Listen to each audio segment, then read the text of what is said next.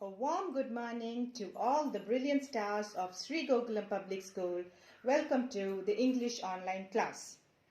In today's class, we are going to start with a new chapter from Snapshots. The name of the lesson is Ranga's Marriage. Ranga's Marriage. What does that title remind you of? Of course, when we hear about marriage, it brings a lot of wonderful memories to us. Marriage is almost performed as a festival in India. We associate it with a lot of colors, food, and enjoyment.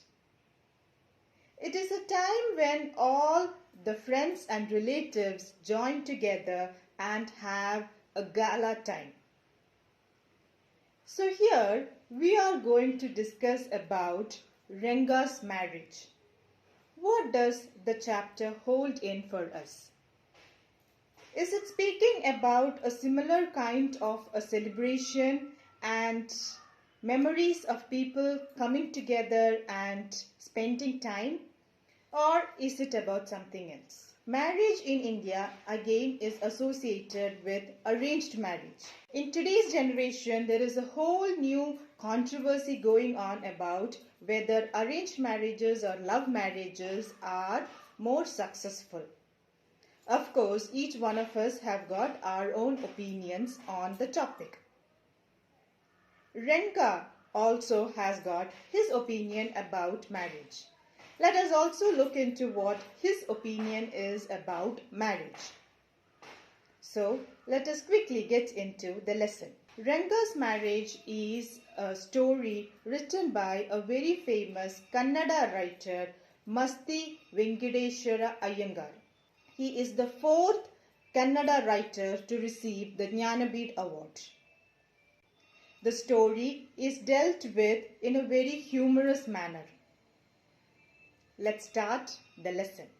The narrator begins the story by expressing his expectations of the readers, wanting to know why the title of the lesson is very simple as Ranga's Marriage, and why it is not put in a very fanciful manner like Ranganatha Vivaha or Girija Kalyana.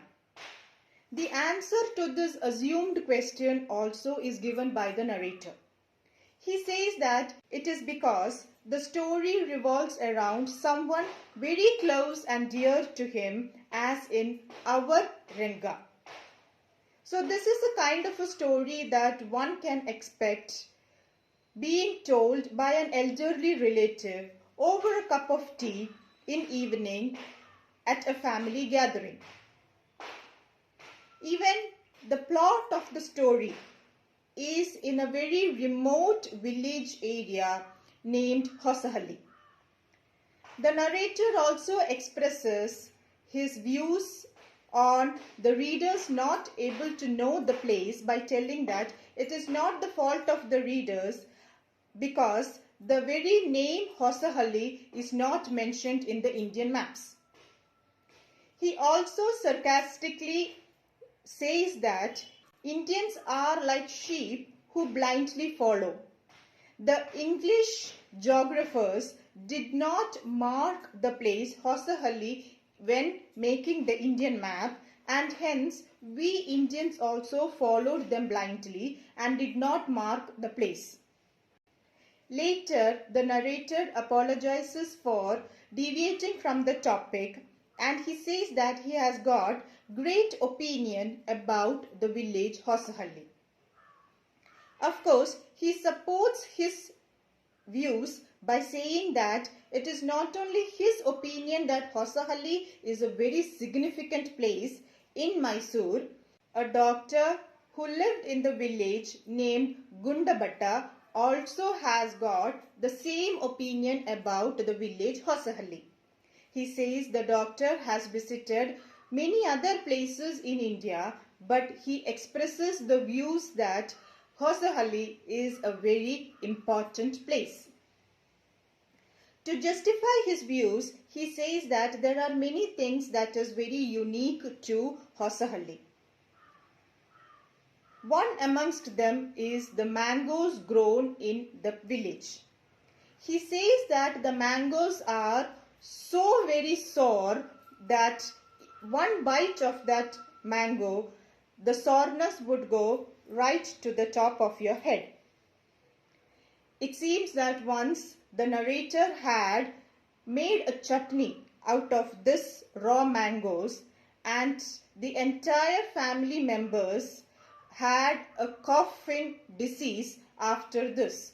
In fact, it was only after consulting the doctor that the narrator came to understand that the uniqueness of the raw mangoes in Hosahalli. The narrator then goes on to speak very highly about his village.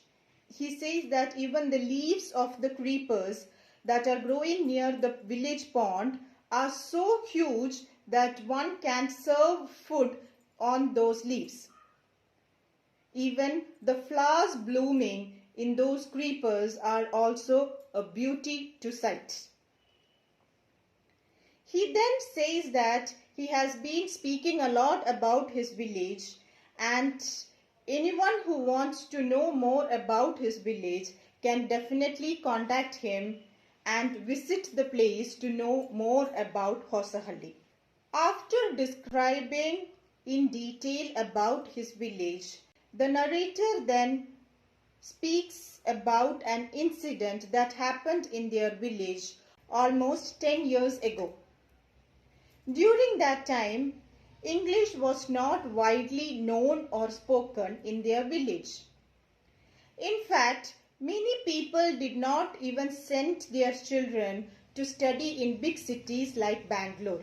He justifies this with an experience that he had while he was in Rama Rao's house.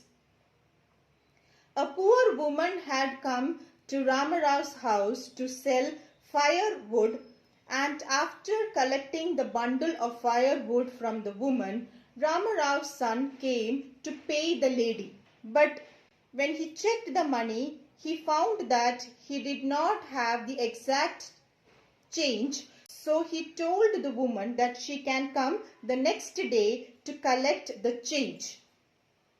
The poor woman did not understand the meaning of the word change, and he thought that the son was insulting her, and so she left the place murmuring and expressing her anger. In fact, the narrator who was witnessing all this also could not understand the meaning of the word change. It was only after the narrator consulted Ranga that he understood the meaning of it. Since English was not very common in their village, Ranga's homecoming after pursuing his studies in Bangalore was considered as a great event by the villagers. The entire villagers had crowded in front of his house to see what tremendous changes had taken place in Ranga after studying in a big city and learning a foreign language like English. Following the crowd, the narrator also had reached in front of Ranga's house. However, the narrator tried to exhibit his extra knowledge and superiority by teasing the villagers for gathering in front of Ranga's house as if there was a monkey performing in his house. But the narrator was put into place by a young boy when he said that the narrator was also following the crowd.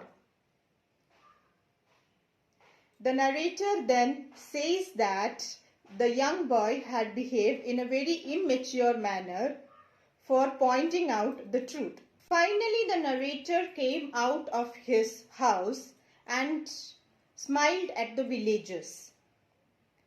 The villagers noticed that there was no change in. At this point, the narrator is reminded of the tragedy of Black Hole at Calcutta. However, the villagers were surprised to find that staying in Bangalore for 6 months had not caused any changes in Ranga. An old lady came forward and checked him and found that even his sacred thread, Jnanvera, was still lying on him. The lady was relieved to find that he has not followed or copied Western culture and still remains very Indian in his manners. The other villagers also noticed that there was no changes in Ranga and he was behaving just like before. Soon the crowd dispersed, but the narrator stayed. On seeing the narrator, Ranga came forward and greeted him with full respect in a traditional manner.